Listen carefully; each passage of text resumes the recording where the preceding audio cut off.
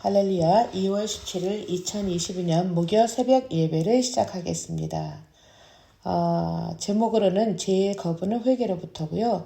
본문은 누가복음 13장 1절에서 9절까지가 되겠습니다. 잠깐 기도하시죠. 귀하신 아버지 하나님 감사합니다. 오늘도 주님께서 저희들에게 찾아오셔서 성령께서 함께 하심으로 말미암아 주님께서 원하시고 바라시는 그러한 말씀들이 저희 내리만 스칠 뿐이 아니라 저희 마음에 새겨져서 주님의 말씀으로 더불어 먹고 마시는 놀라운 시간이 될 수 있도록 주여 역사하여 주시옵소서. 예수님의 이름으로 간절히 기도드렸습니다. 아멘. 누가복음 13장 1절에서 9절까지. 그때 마침 두어 사람이 와서 빌라도가 어떤 갈릴리 사람들의 피를 그들이 제물에 섞은 일로 예수께 아뢰니 대답하여 이르시되 너희는 이 갈릴리 사람들이 이같이 해 받음으로 다른 모든 갈릴리 사람보다 죄가 더 있는 줄 아느냐? 너희에게 이르노니 아니라. 너희도 만일 회개하지 아니하면 다 이와 같이 망하리라. 또 실로암에서 망대가 무너져 치여 죽은 18사람이 예루살렘에 거한 다른 모든 사람보다 죄가 더 있는 줄 아느냐? 너에게 이르노니 아니라. 너희도 만일 회개하지 아니하면 다 이와 같이 망하리라. 이에 비유로 말씀하시되 한 사람이 포도원에 무화과 나무를 심은 것이 있더니 와서 그 열매를 구하였으나 얻지 못한지라. 포도원 지기에게 이르되 내가 3년을 와서 이 무화과 나무에서 열매를 구하되 얻지 못하니 찍어 버리라. 어찌 땅만 버리게 하겠느냐. 대답하여 이르되 주인이여 금년에도 그대로 두소서. 내가 두루 파고 거름을 줄이니 이후에 만일 열매가 열면 좋거니와 그렇지 않으면 찍어 버리소서 하였다 하시니라. 아멘. 오늘 본문을 대하면서요, 그 본문에 대한 그 역사에 대한 이야기를 조금 알면 더 쉬울 것 같습니다. 지금 저희들이 살고 있는 이 미국 서부, 그리고 또한 남부에는요, 가뭄으로 인한 물 부족 현상이 그 미국 건국일의 최고조에 달하고 있다고 합니다. 근데요, 오늘 이 본문의 사건을 보면 이 당대의 이스라엘 총독으로는 빌라도였고요. 특별히 이스라엘, 즉 예루살렘에는 물이 너무나 부족해서 아주 심각했다고 합니다. 이에 이 총독 빌라도는 그 예루살렘에 물을 대기 위해서 그 수리 정책을 폈는데요. 그 예루살렘 한쪽 구석에 있던 실로암 연못을 재정비하여 망대를 쌓고 또 깊이 물을 그 땅을 파서 그런 작업을 시작하게 됐죠.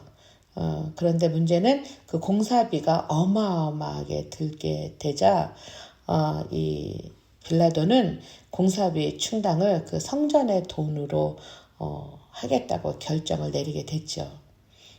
이것을 계기로 인해서 유대인과의 갈등이 굉장히 심해졌고요. 그 다음에 또 엎친 데 덮친 격이라고 그 실로암 공사 중 망대가 무너져서 18명이 죽게 됐습니다. 이렇게 되자 그 반빌라도 시위를 이제 추진하게 되죠. 근데 그 추진하면서 그것이 시위도 하기 전에 그 계획이 빌라도한테 들어가게 되죠. 그것을 통해서 그 주동자 역할을 담당한 갈릴리 사람들이 많이 학살을 당했다고 그렇게 합니다. 그리고 오늘 여기 그 13장 1절에서 얘기하는 것처럼 그들이 그 갈릴리 사람들의 그 주동자들의 그 학살해서 죽은 그 사람들의 피와 그 동물의 피를 섞어서 죄를 드리는 그런 끔찍한 일이 벌어지고 있다라고 하고 그러한 내용으로 지금 시작이 됩니다. 그래서 13장 1절에 그때 마침 두어 사람이 와서 빌라도가 어떤 갈릴리 사람들의 피를 그들이 제물에 섞은 일로 예수께 아뢰니 라고 지금 이 얘기를 하고 있습니다. 그러니까 이것을 보았을 때 그리고 지금 오늘 13장 1절에서 9절의 내용을 보면은요, 그 유대인들은 모든 재난을 그 죄의 결과로 인한 형벌로 보고 있다라는 거죠. 근데 오늘 예수님께서는 그렇게 얘기를 하고 계시지 않으세요. 그러한 유대인들의 그릇된 인과론적 형벌관을 지적하시면서 오히려 너희도 회개를 하라고 회개를 촉구하시고 경고를 하고 계신다는 말이에요. 자, 이 말은 사실 이 유대인에게 국한된 것이 아니라 보편적으로 모든 인간에게 적용되는 것으로 누구든지 회개하지 않으면 그 최후의 심판 때에 멸망하게 될 것을 의미하기도 합니다. 사실 저희들이 그 하나님을 만남에 있어서 가장 중요한 시작은 회개가 아니라 회심이라는 거죠. 그 사도 바울이 다메섹 석상에서 하나님의 음성을 듣고 그가 회심을 한 것처럼 그 회심이라고 하는, 즉 컨버전이라고 하는 그 회심의 순간, 그것으로 인해서 구원과 거듭남을 이루게 되죠. 그래서 어떻게 보면 회심의 결과로 말미암아 회개가 따르는 것이죠. 사실 우리가 회개한다고 하는 것이 믿지 않는 사람들한테 당신들이 죄인이라고 하면 내가 무슨 죄를 졌냐고 그렇게 나옵니다. 그래서요, 이 회개라는 것을 우리가 잘 사용을 해야 되지 않느냐 그런 생각이 듭니다. 회심은 단회적이지만 회개는 한 번 내가 했다고 끝나는 것이 아니에요. 왜냐하면 그 계속되는 회개를 통해서 우리의 신앙이 건강해지고요. 또한 예수의 생명력을 가지고 성장하기 때문이죠. 그러면 오늘 회개하고 내일 또 죄짓고 또 내일 죄짓고 또 회개하고 그렇게 하라는 소리는 아닙니다. 그래서 오늘 예수님께서 촉구하고 있는 그 회개라고 하는 것은 첫 번째로 이스라엘의 회개를 촉구하는 거죠.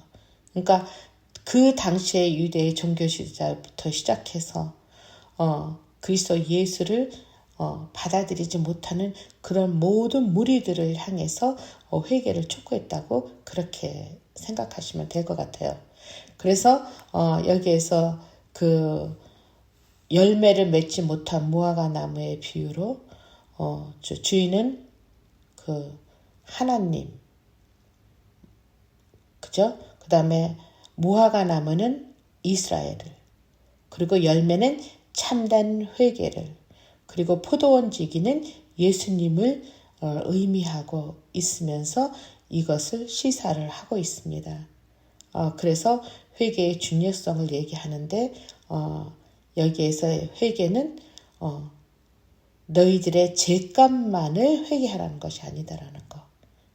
그리고 둘째로는 각 개인에게 주시는 말씀으로 누구든지 회개하지 않으면 즉 최후의 심판 때 멸망을 당하게 된다는 것으로 도끼로 찍힘을 당하기 전에 빨리 회개할 것을 촉구하고 있다라는 것이죠.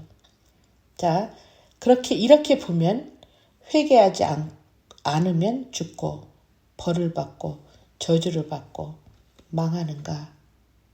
이 물음의 대답으로 예수님께서 말씀하시는 것은 여기에서 즉 갈릴리 사람들과 그리고 망대가 떨어져서 그게 무너져서 18명이 치여 죽은 그런 사건을 봤을 때 그들의 죄 때문이 아니라고 예수님께서는 분명히 말씀하고 계십니다. 즉에서 갈릴리 사람들이나 망대에 무너져 치여 죽은 사람들이 다른 사람들보다 죄가 더 많아서 죽은 게 아니라는 것이에요. 이걸 다시 한번 뒤집어 말하면 우리가 지금 살아있는 것이 죄가 없어서가 아니라는 것이라고요. 우리가 그렇게 비참하게 죽은 사람들보다 죄가 적거나 더 의인이라서 살아있는 게 결코 아니다라고 말할 수 있겠습니다.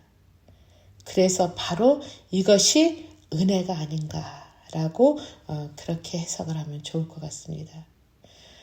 이렇게 생각하면 우리가 하나님께서 우리에게 허락한 시간이 또 그 시간 안에 그 진정한 의미를 깨닫고 그 하루하루를 최선을 다하며 주님과 함께하는 간절한 마음으로, 그래서 무의미하고 열매 없는 시간의 연장이 아닌 언젠가 주님 앞에 섰을 때 부끄러움을 만회하고 또한 열매를 맺기 위한 그러한 지혜를, 그러한 기회를 우리는 달라고 계속해서 고백하며 기도하며 저희들이 삶을 살아야 되지 않나 하는 생각이 들어요.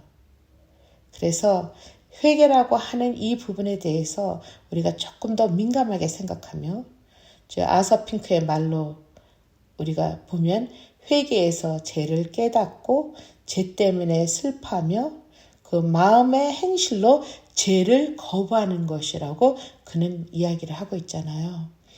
이것을 들어서 저희들이 회개를 안 하면 어떻게 된다, 저렇게 된다라고 하는 어떤 그 결과에 대해만 포커스를 두지 말고 우리가 그 성결의 포인트를 두면 더 좋지 않을까. sanctification, 우리가 성화하는 과정. 우리는 하나님처럼 될 수가 없어요. 우리는 예수님처럼 될 수가 없는 사람들입니다. 그러나 그래서 예수께서 또 그 말씀이 원하시며 성결의 영으로 말미암아 우리가 거룩해질 수 있다고 한다면 우리가 최대한으로 갈 수 있는 데까지 최선을 다해서 가는 것이 저희들의 그 목표가 돼야 되지 않는가 하는 그런 생각이 들어집니다. 기도하겠습니다. 아버지 하나님, 참 회개라고 하는 이런 말, 고백이라고 하는 말, 죄라고 하는 이런 말들이 어떻게 보면 저희들을 굉장히 누르고 자유가 없어지는 듯 합니다. 그러나 좀 더 깊게 생각해 보니 주님을 만나고 주님을 사랑하고 주님 안에 거한다고 할 때 저희들이 매일매일 저희들을 시험하는 더러운 사단의 계교에 그까지 거부하며 또 그것에서 빠져나오며 주님의 성령의 영에 인도되어 살아간다고 한다면 저희들은 충분히 그 죄를 거부할 수 있는 힘이 저희들에게 이미 주어졌음을 이 시간 고백하기 원합니다. 주님 감사합니다. 오늘도 승리하며 주님께서 원하시는 진정한 의미의 그 회개가 결국은 주님 앞에 섰을 때 저희들이 부끄러워하지 않는 부끄러움을 당하지 않는 그러한 저희가 되기 위해 최선을 다해야 되지 않는가라는 생각이 들어 주님께 도움을 요청합니다. 주여 도와주시고 함께 걸어 주시옵소서. 또한 잡아 주시옵소서. 예수님의 이름으로 간절히 기도드렸습니다. 아멘. 이제는 우리를 구원해 주시는 그리스도 예수의 놀라운 은혜와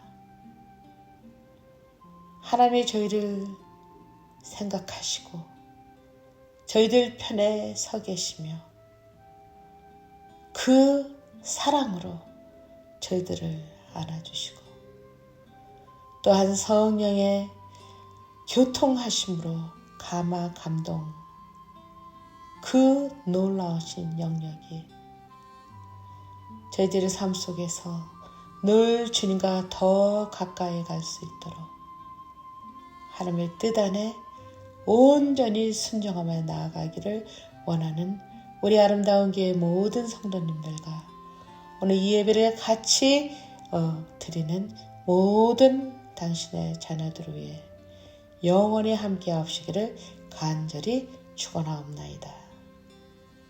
아멘.